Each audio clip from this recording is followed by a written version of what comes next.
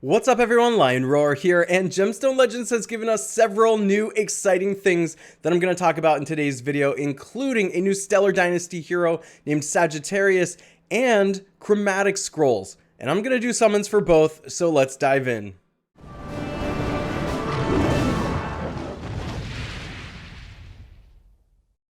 Alright, so I'm going to start out by talking about the Chromatic scrolls, which are a brand new feature in Gemstone Legends, and then I'm going to do the summons with the free ones they gave us. Of course, you can't do the free summons unless you've downloaded Gemstone Legends, so make sure to use the link in the description of this video if you still have to do that, because you get even more free stuff, including an epic hero named Moralia and a bunch of like gems and potions and things like that.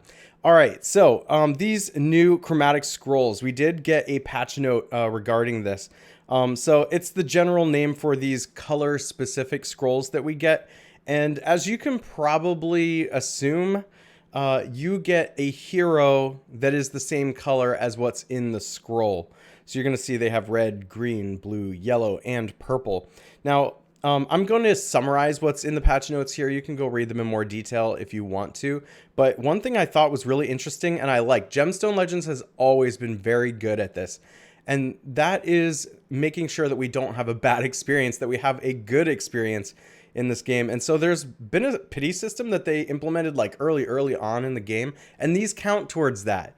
So opening a Chromatic scroll is, for all intents and purposes, like opening a gold scroll, and counts towards the same pity system. So what that means is if you haven't opened a legendary hero in so many summons, then you're going to get a guaranteed one after a while. So regardless of if it's a regular gold scroll or if it's one of these Chromatic scrolls, after a certain amount of time you will get that legendary hero. Now I think what's really interesting, you could start to strategize with this. Now I'm just hypothesizing, but I feel like we should test this out. If the pity system starts counting, you can see the counter go, right? And when you get it down to 1, if there's a particular color or a particular hero you're trying to get in a particular color, you may be able to narrow it down even more by choosing the Chromatic scroll to count towards that. So let's say that a legendary hero that I'm going for is yellow, let's say, right? Well, once the pity system's down to 1, if I use a yellow scroll, that gives me better odds to get it. Now, I'm just assuming, I think we should playtest that and see, but the way that they've worded this, I think it's going to work that way. So let's go do some of these Chromatic summons. Now, my pity system isn't running right now, so I can't test it at this very moment, but let's open each of the scrolls and see how this particular summons work. So let's start with the red one.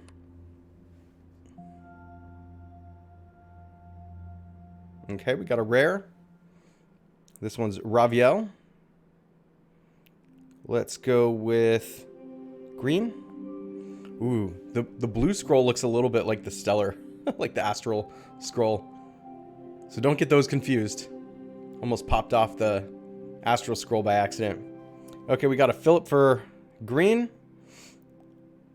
Let's go blue next. See, like they don't look exactly the same, but I think if you're not paying attention, you could open the wrong one. I'm gonna open the astral scroll at the end of this video, so make sure to watch through to the end, but let's go with the blue one. Make sure that it's the blue one. All right.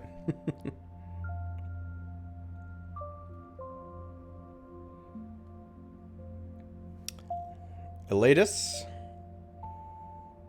Yellow scroll kind of looks like the regular gold scroll, so you're going to have to be really careful when you're clicking on these that you're doing the right thing.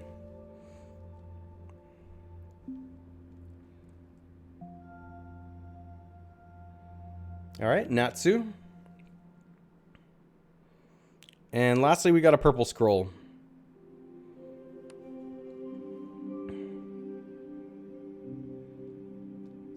And one more rare. All right, so that's Lurog, and that completes my daily challenge. So that's how those scrolls work. And let me know if you have the pity system up right now and you have those colored scrolls. Do some summons and then save it and see if you can get a legendary hero of a specific color. That way, like narrowing down the choices, give yourself a better chance for a hero you really want. Okay, now let's talk about Saggitarius. So this is a new legendary Stellar Dynasty hero that they've released, and all the Stellar Dynasty heroes are absolutely amazing. They've all been great. It doesn't even matter epic. Like, in fact, I think the best Stellar Dynasty hero right now might be Celeste, who's an epic. And I got her. She's actually my only Stellar Dynasty hero at the moment. I got her in the last summon. You cannot summon a bad hero. That is why the scrolls are a lot rarer and harder to get, because they're so good.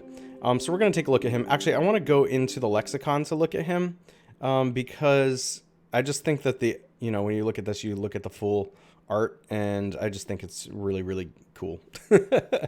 So he is a resistance leader, increases the resistance of all allies by 40% all game modes. That actually matters for him. So I always like to pick speed. It's just my thing. I think everybody likes to pick speed if speed's available. But if you have to pick one, resistance might be okay on this guy, especially if you build around him. Because check this out, and remember, this is fully maxed stats and skills here, because I like to show that once you put all your resources into it, is it worth it, right? Okay, deals damage based on 8,000% resistance to a single enemy. Of course, it's not going to be that high until you level that up, but that is amazing. And ignores 60% of defense. That's ridiculous. But of course, you have to level the skill up there to get all the way up there. At first, it's just going to be 7,000%. It's just 7,000% and 40% defense that it's ignoring. That's a lot of damage. So that's to a single enemy. That should pretty much snipe someone. That should pretty much kill them. It is not to everybody, so this is not going to be an area of effect type of synergy that you're going for. This is going to be more tactical. Then deals damage. Oh, we already read that one. I want to see the passive. For every 30% resistance he has, he decreases the accuracy of all enemies by 3%. That's really interesting, and that's why I said like this resistance stacking on this hero is really, really important, because not only does he deal more damage, but now he has a passive on all enemies that's decreased the amount of accuracy they have. He deals 20% more damage to enemies below 40% HP. So, if the rest of your team is AoE and it's just whittling everyone down, he can go cleaning opponents up. This is just a straight like damage dealer type of hero. And then, of course, the mana gain decreased by 40%. And that is because, remember, any stone you match is going to give him mana. So they had to balance that out by, it looks like a downside, but it's really not. These heroes still go off faster. So just remember that. Now, if you haven't gotten Celeste already, she is absolutely amazing and maybe the best Stellar Dynasty hero. That's my opinion.